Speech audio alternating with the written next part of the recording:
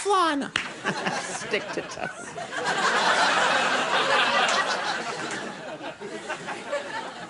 Excellent show. I may tape and watch this one. It's that good. Years from now. I won't watch it anytime when I'm young and have things to do. And I want to talk about something. You know, we pay attention to pop culture here. We like to notice what's going on, trends. This is something that's huge. This is something that a lot of people are talking about right now. King Kong, the new King Kong film. Yeah. It finally, I've been hearing about this movie. They've been promoting this movie, I think, for the last 15 years. You hear about it, and they show you a little more and a little more and a little more. Big build-up. Finally, this movie opened in theaters today. Everybody's talking about it. First of all, the critics love it. They can't say enough about it. And experts are predicting it may become the biggest grossing movie of all time. And most importantly, King Kong was made by Universal Studios, which is part of NBC Universal, the company that employs me. So I thought we'd take a few moments to talk about this amazing movie. In a little piece, you can see my soul leaving my body. In a little piece we're calling, Boy, this King Kong movie sure looks incredible. Plus, I'm a big corporate suck-up, and maybe if I help promote it, the brass at NBC Universal will notice, and who knows, it's Christmas time, and maybe there'll be a little something extra for me in my stocking, if you know what I mean.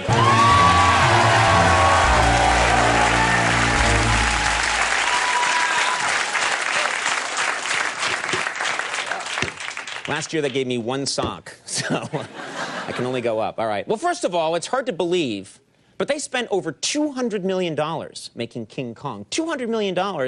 And even with that giant budget, they still had to cut some corners to finish the film. Apparently, they didn't have quite enough money to finish it. They had to cut a few corners.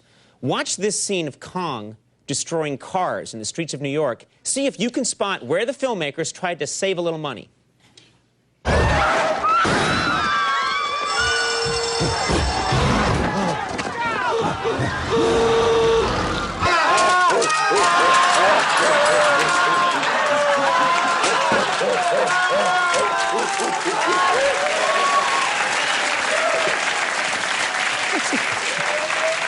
Grabbing a beer.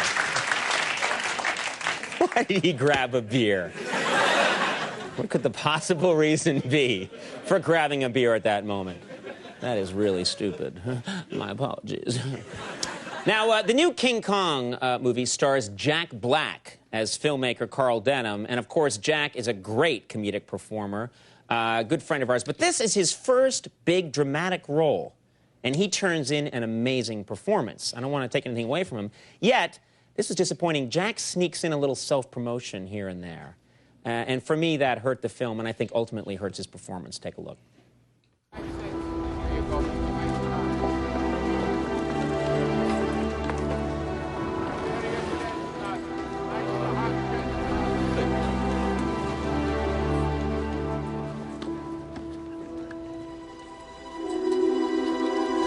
Hey, you gonna pay for this? Excuse me. Ma'am, I think you dropped this.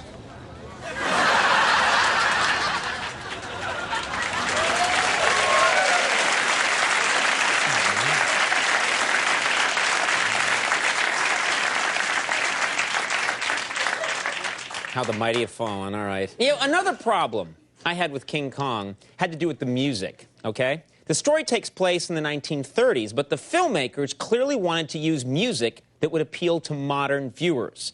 And frankly, I think it hurts the film. Check out this emotional scene between King Kong and Naomi Watts. You'll see what I mean.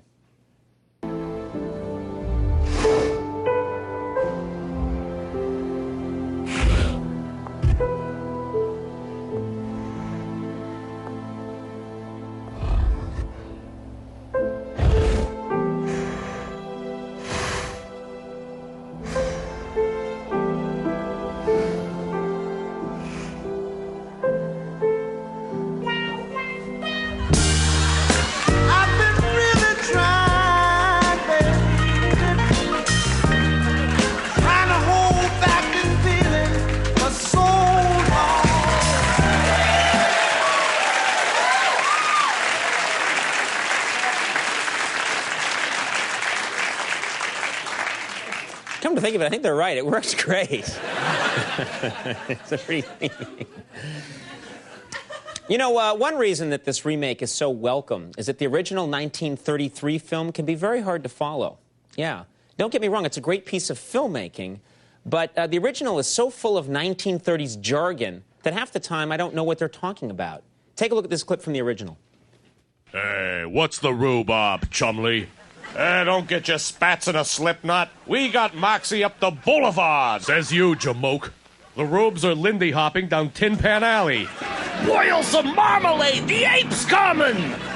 1 and 3 screw. Yeah, let's hear him scream. I'm snapping the hoof out of here. Hey, what's this barrel of tomatoes?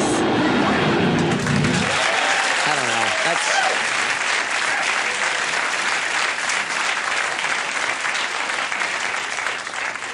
That was great. All right, now blockbusters. Blockbusters like King Kong usually try to appeal to as many different groups of viewers as possible, but I think in this case it hurts the film. For example, I thought that this attempt right here to appeal to football fans was not only outrageously blatant, but a real drag on the action in the film. Take a look.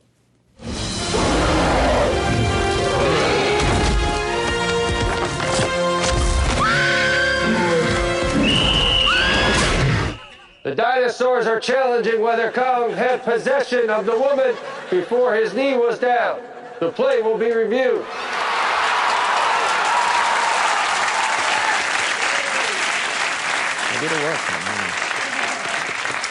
Now, of course, everybody is familiar with the climax of King Kong, when Kong climbs to the top of the Empire State Building. It's one of the great images in cinema.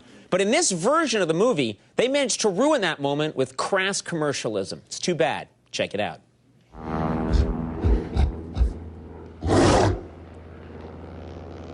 Hey, Kong! Try our seafood lovers coconut shrimp. Only $7.99.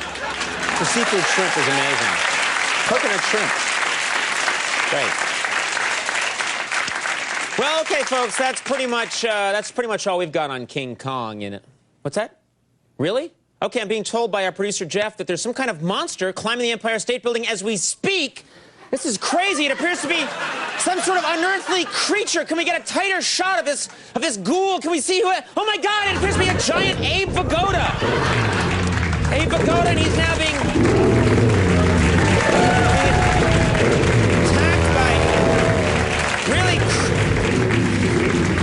attacked right now by crappy-looking airplanes, ladies and gentlemen. All right, planes that fly forward and then dip back for no reason. All right, we'll take a little break. When we come back, Donald Trump's here. Stick around.